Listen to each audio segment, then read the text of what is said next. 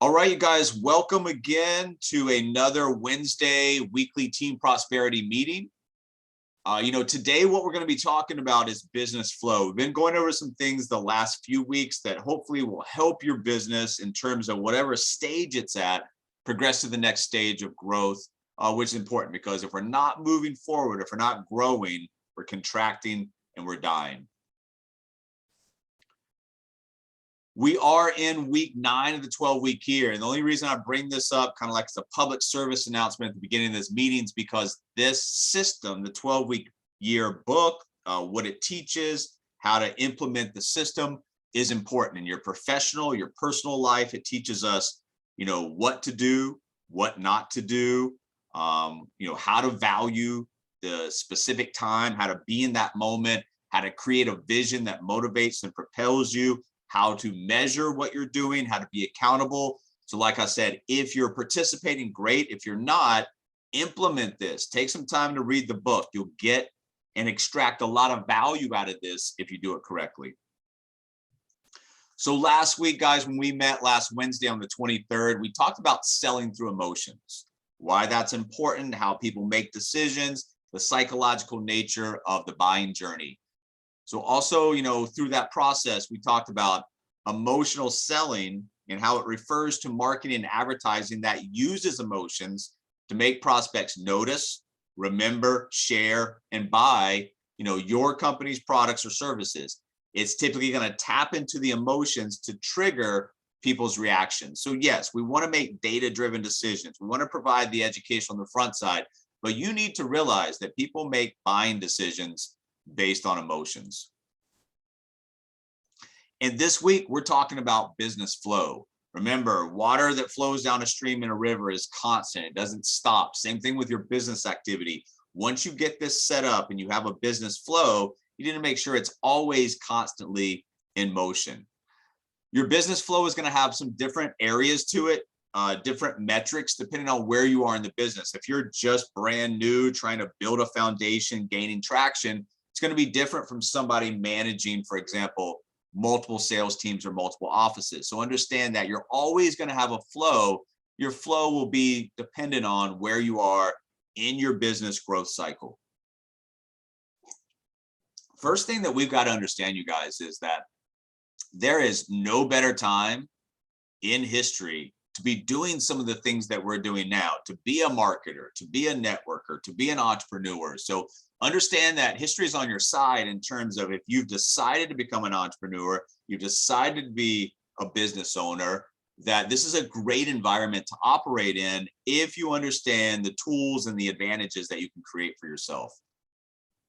And really, when we talk about business flow, we talk about a business entity, the cycle of a business life, adapting through several types of macro and micro environments. We have recessions, we have bull markets, bear markets, all of these things, but dreams, they don't have recessions. Your dreams don't have recessions. Your clients' dreams don't have recessions. So you need to make sure that you understand the value of what you bring, the value of the technology that you're surrounding yourself with, and understand that people have dreams, and those dreams don't go away. Those dreams don't have recessions, and those dreams want to be manifested. So you need to get out there and use technology to reach the right people with the right message. Another part of business flow is understanding, what you've been doing lately and kind of stepping out of that and evaluating it from an outsider's perspective. So for example, let's say that your business, whether it's one person or 100 people, no matter where you are in the business cycle, let's say it was a publicly traded company. Let's say it was a stock. Well, as an analyst, and you look at what you've been doing lately, you look at your company growth or lack of company growth. Is it on a downtrend? Meaning maybe you had some growth in the past, but now not much is happening and we're kind of contracting our growth. Well, we need to analyze that, we need to identify that, and we need to fix it, because things in a downtrend, a free fall, it's not going to garner much interest from the outside public, and you're going to lose interest in it yourself. Secondarily, if we just kind of flatline, not much is going on, we're not in an uptrend, we're not in a downtrend, we're just kind of in a stagnant position. Remember, we're not growing, we're dying. That includes stagnation. We can't just sit around and be reactive on things that happen. We got to be proactive. We got to go out there and make things happen. Or are we on an uptrend? Meaning we put some stuff into place, we put some activity, we put some intention, we got some target objectives, we got some measurement, we're accountable, and we're making strides on an uptrend. Well, as an analyst that's, advising investors, we want to look for companies that have strong growth potential, that have the ability to grow out, innovate, and change the way that we live, work, engage, communicate. You guys have the opportunity to do that, but you have to make sure that you understand what you're doing, what results that's getting, and what type of a trend that's actually, relaying back. There's going to be winners and losers, and we've talked about that throughout the past few years in terms of digital disruption. Digital disruption creates and destroys. There's going to be winners and there's going to be losers. Same thing with your business. You've got competitors out there that if you don't embrace some of this stuff, if you don't use the technology, and they're going to gain a competitive advantage. Winners and losers in everything that we do. So you want to make sure that you put yourself in a position to win. Also, you need to understand your business flow. There's certain times when you want to be patient. There's certain times when you want to be aggressive. Right now, with what we've been talking about, the things that are happening, you want to be ultra aggressive in your approach right now, because now more than ever, people are searching, people are looking for answers, people have questions. We've gone from kind of an environment where it was calm to an environment where it's not so calm. And during those time periods where it's not so calm, people have questions, people have concerns. You come in as somebody that can provide answers, provide solutions, provide education, and watch what happens to your calendar in terms of appointments. Your business flow also has to be systematic. Remember, if you create something, build a foundation, gets traction, that invites and attracts other people coming in there on the client and partner side.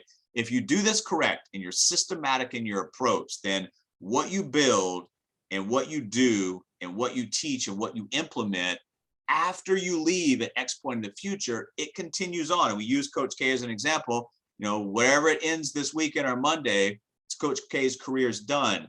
They've got a #1 recruiting class coming in. The tradition, it doesn't stop. The system doesn't stop. The program doesn't stop. So you have to understand that once you build it, if you do a good job, then you reap the rewards long after you're gone as well. Your business flow, you don't have to have some crystal ball to look at 12, 18, 24, 36 months down the future and understand what is or what's not going to happen. It all relates back to what you're doing today. After you get off this meeting, for the rest of the day, what are you doing or what are you not doing? Because that's going to have a direct correlation and relationship on you trying to meet those quarterly, annual, whatever it is, the goals that you've set. And going back to what we talked about consistently with the 12-week year, breaking things down into things like quarters. Instead of setting annual goals, instead of setting annual marks, break this stuff down into a 90-day madman cycle and just push through that. And then reset, build on the momentum if you're doing well, reset if you're not doing so well. But those 90-day madman cycles continuously over and over and over again, what you're going to do is you're basically implementing the same type of system as the 12-week year. And over time, if you get good at this, you're going to start to accomplish in a quarter what most people, fail to accomplish in an entire year. And then the cumulative effect of that over a couple of quarters creates so much separation. Kobe Bryant used to say the work that he had put in over X period of time allowed him to be in a position that no matter how hard somebody worked on any given summer, they're not going to be able to catch him. And your business flow is going to be a lot easier once you have identified a persona, people that you like talking to, people that you get along with, people that the message is resonating with. And then you've got to create the alignment around that persona, and you got to engage. Information, education, entertainment, whatever it is, whatever your delivery is, process, you've got to engage with these people. And some of that engagement is around the American dream. This is a weird time period because the American dream has been both never easier to obtain and harder to obtain. And that comes from the information that people have. And that information is allowing them to make decisions and action steps based on the right or the wrong information. So a lot of what you're doing is just making sure people understand is there's a correct path and an incorrect path to get where you want to go. There is a bull market in dreams. There's a bull market in inspiration. There's a bull market in motivation all the time. When you have the right message to the right people that inspires them to take action, that's never going to end. People never stop dreaming. Dreaming is free, right? The action plan to get to that dream is where you come in. So understand that people will always have dreams. People will always have goals, things they want to accomplish. That's never, ever, ever going to stop. When you break down what people really want, it doesn't matter what their background is, what their sexual orientation is. A lot of people want the same thing. They want lifestyle freedom. They want financial freedom, and they want time freedom. Once again, that bull market of people desiring lifestyle, financial, and time freedom is not going to stop. People will always want more for themselves. But like we talked about, there's a paradigm shift happening right now. So in your business flow, in your marketing, in your activity, you have to understand what's happening. You have to talk to people in a way that they understand, hey, this is some person that can help me. And the way they're approaching me with education, with solutions, with ways is very inviting. You also in your business flow have to understand you've got to be able to be up on the trends, be able to talk about what's in the news, because this is what people are thinking about right now. They're thinking about when they go to the grocery store, when they go to the gas pump, how much more things are costing. Remember, inflation is a hidden tax. So when you talk about, how inflation affects an individual or a financial plan for a household, and then you have to understand how to get out there and help people understand there's ways, even in an inflationary environment, to improve your finances, to get where you want to go, to establish a plan of action that gets you to a desired endpoint, regardless of whether what type of inflationary environment we're in. Because on the opposite side of that, as inflation comes in, interest rates are adjusted. Remember, this last period of time, this last decade or so, ultra low interest rate environments encourage us to take on additional risk and additional debt. However, when we have a shift and interest rates start heading higher to combat things like inflation, what side of the fence do we want to be on? Do we want to have a lot of debt, maybe with some variable rates that are moving up? Or do we want to be on the opposite side of the fence where we have assets that are earning interest, that we have the opportunity to move into higher interest rate earning vehicles? So once again, it all boils down to cash flow. You're basically a cash flow doctor, and you come in and you analyze what's wrong with the cash flow. You fix what's wrong with the cash flow. You have checkup appointments to make sure the cash flow is continuing to be fixed. And then you develop healthy, ongoing relationships with that person. The more value you offer, the more solutions that you bring to solve their problems, the more revenue and income streams that you can extract out of that relationship. And remember, guys, this is not a parasitic relationship. Right here, right now, you have the ability to change people's financial lives. And we talk about when you change a piece of the pie inside that wellness circle that has a lot of pieces, the financial wellness piece, it has an effect on all the other pieces. So if we're, financially healthy, then the other parts of the wellness will, have an advantage from being well in that space. However, if you're not financially well, it's going to spread out negative reactions to the other places. So you have to understand that right here, right now, what you're doing is important, what you're doing is valuable, and what you're doing is needed. And then it all comes back to a basic flow. You just have to continuously, on a daily basis, you got to build an audience. You got to engage that audience. Then for the right people at the right time, the right moment, you got to sell them. And you got to build, engage, sell over and over and over again. The process of building and engaging that audience creates a bigger and bigger and bigger audience. So what does that mean from a statistical standpoint? That means the opportunity to sell the person at the right time becomes greater, because now you have a lot of different people in different cycles of communication, and you're going to hit those people at the right time. They're ready to talk to you. You got to find your niche. And we continue to talk about this. I've seen people come in, they try to be everything to everyone. It doesn't work. People can see right through that. What you want to do is find a persona, find a niche, and then you want to dominate that niche. Remember, your business flow on the front side, if you're dialed into a persona, that top of the funnel where we're creating awareness and education, it's pinpointed, it's specific, it's resonating with the audience rather than just throwing out, just random indirect messages that may or may not hit. And most of the time, they're not going to resonate. They're not going to hit. So by dialing into a persona, understanding either the known or the perceived problems of that persona helps you on the front side with the awareness and education, because now you know exactly what you're trying to do rather than just throwing a bunch of whatever out there. And your awareness, like I said, on a daily basis, right here, right now, like we were talking about, you have to understand that the awareness that you raise right now can potentially create revenue and income opportunities immediately. It can create revenue and income opportunities a week from now, a month from now, 6 months from now. You have to continue to raise the awareness about who you are, what you do, but most importantly, guys, remember, why are you doing this? If people feel like you can solve their problems, if they feel like you're on their team, that you can really help them, they're going to open up to you. And then that information they give you, that uncovers a problem that you possibly have a solution for, that you can uncover and direct them to a next action step. Remember, that awareness is valuable information. Look at some of these words. So when somebody says, for example, what does this cost? Well, it really depends. We have to qualify you to be a client, but I can tell you through the process, we're going to be able to tell if we can take you on as a client. And through that process, you're going to get some information that's going to be accurate, verifiable, relevant, and economical. So guys, understand there's key points and there's keywords to use. There's key points and there's keywords not to use. Develop a repertoire where you're talking to the client or potential client in a way that's going to make sense. At the end of the day, this is what your business flow looks like. It's leads, it's qualifications, it's opportunities that builds the pipeline. In our direct, more specific look at what we do, we've got data coming in on the front side from the different things that we do.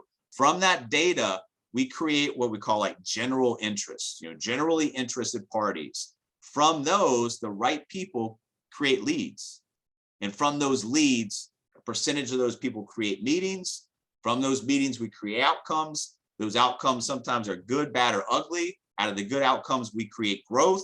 Out of that growth, we create veins of opportunity for user-generated content, testimonials, referrals, a lot of things that we do, and we just repeat that flow over and over and over again. Remember, you're not trying to find a needle in a haystack here. What we do on a macro level, if you look around the country, is needed by most everybody that you look around and see or encounter.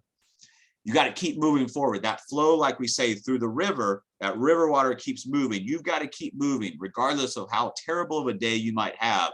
Continue to build your audience, continue to engage, continue to try to sell at the right moment, but keep moving forward. If you don't move forward, like we said, if you let some type of a bad period just disrupt your business flow, we go back to one of those earlier graphics. Where are you on a chart pattern? Are you stagnant? Are you in a downtrend? Are you in an uptrend? You've got to keep moving forward, guys, because if you stop, you start to die. And then eventually, when you get comfortable and you get confident and you understand your persona, what you want to do is you want to challenge yourself. You want to upgrade your network. You want to start talking to some people that maybe you don't feel as comfortable as that original audience, because all the comfort, remember, or all the growth is going to come outside of your comfort zone. If you stay in that little comfort zone, you can only do so much. You break out of that comfort zone, get uncomfortable, become comfortable with being uncomfortable. Upgrading your network is one of the ways that you can make more money and find a bigger business opportunity for yourself. Your business flow, guys, has to continue to disqualify. The quicker you disqualify somebody that doesn't fit into what you do or who you can help, the easier this business becomes. Because if you just try to work with everybody, try to fit people in that aren't in your persona, that we can't help, then you're going to work very, very hard. And you're going to be very, very tired. You're not going to have much to show for it. And a combination of that over a cumulative period of time is going to make you want to quit. So like I said, do not force pieces that don't fit. Just because you may need to make a sale, you may need a commission. Once you start breaking your rules, your own kind of setup, your own foundation, your own parameters, then you go back to that cycle where you're going to be working just continuously. You're not dialed in. You don't have a persona. And now you're just trying to throw anything against the wall that will possibly stick. Also, guys, understand who you're talking to. These people did not grow up in the same time period. They do not have the same views of the world, and they don't have the same problem. So if you're just out there, like I said, not dialed into who you're speaking to with the right messages, it's going to fall on deaf ears. At the end of the day, for you yourself, you need to ask yourself a question to help you develop that persona. Who do I work with? Who do I not work with? And why? And then it's easier to understand. Once you understand it yourself, it's easier to explain to other people, hey, this is who I work with, this is who I don't work with, and this is why. Once again, the disqualification process is so important. And then another part of the disqualification process, another part of your business flow that will help you is making sure that, hey, if we qualify you as a client, there's expectations. And I want to go through those, because if you can't meet these expectations for some reason are outside of what you're willing to do, then we need to talk about this right now, because our job is to create successful outcomes for our clients, not just to create clients that never see this through. At the end of the day, remember, we want to work smart. Yes, hard work is important, but we want to work smart, because we don't want to just bring in a bunch of quantity, just throwing stuff against the wall. We want to bring in quality, and that quality we can mold into multiple income stream opportunities, into an ongoing healthy client relationship. And like I said, user-generated content, testimonials, referrals, the opportunity to take that partner or take that client and create a partner opportunity. Talk to quality, bring in quality, work with quality, and this is a lot easier.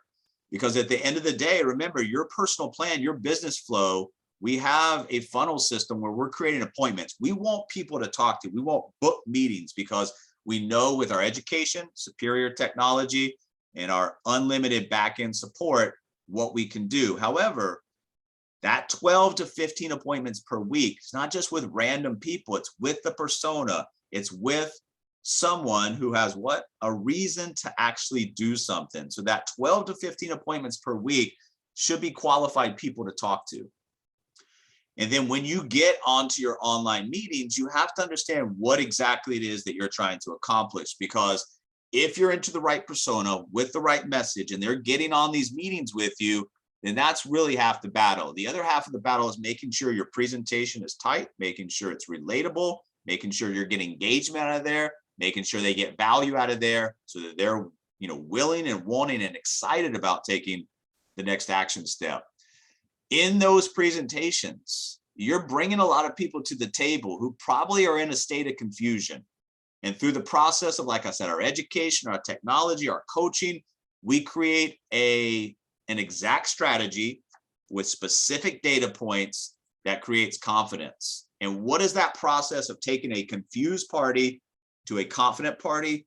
That creates peace of mind and control of the future. And going back to what people want, lifestyle freedom, time freedom, financial freedom. What is that really? Just under an umbrella of control and peace of mind. So this is what we're doing. This is what we're creating. And this is why it works, because it's not a bucket. It's not a hypothetical, theoretical program. It's a specific program. It creates exact answers. It works with different situations, and it's based on proven results. So we have that 1, 2, 3 design. And that's what it looks like in kind of like a visual. You've got a lot of people trying to get from point A to point B, and they're on all these different routes. What you're essentially doing coming in as a cash flow doctor in a financial situation is just carving out a direct, short, efficient route from point A to point B. And what does this do? Saves them time, saves them money, creates assets, etc. So you need to, in your business flow, stop selling, stop pitching. Just start interviewing people, start talking to people. Once you realize that, hey, it's easy to talk to people, they'll talk to me, they'll give me their opinions, they'll give me their on new stuff. They'll give me their reaction to that. So stop selling, stop going in with a sales mentality, just start interviewing people. And then you have to be curious, ask questions. One of the easiest ways to get a conversation started is ask a question, right? Hey, what do you feel about this? What do you feel about that? Do you fall into this? There's a lot of people feeling this. Do you feel the same way? Get used to asking people questions. Be curious, and they're going to give you the information. Remember, that information that the other side gives you in your business flow uncovers problems that they have. The problems will allow you to bring a solution to the plate or the table, and that solution now commands a next action step.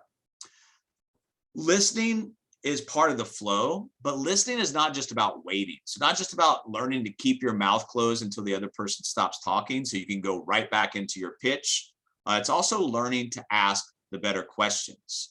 So this is so important because when you're talking to people, and they're giving you the information that you need, don't stop. Don't just gloss over it. Tell me more, expand on that. The more information you get about things they either are wanting to do, those motivating factors, or they're wanting to avoid the pain factors, the more information you can get about those two things, the easier it will be to, get to the solutions, the answers, findings, the conclusions, the results.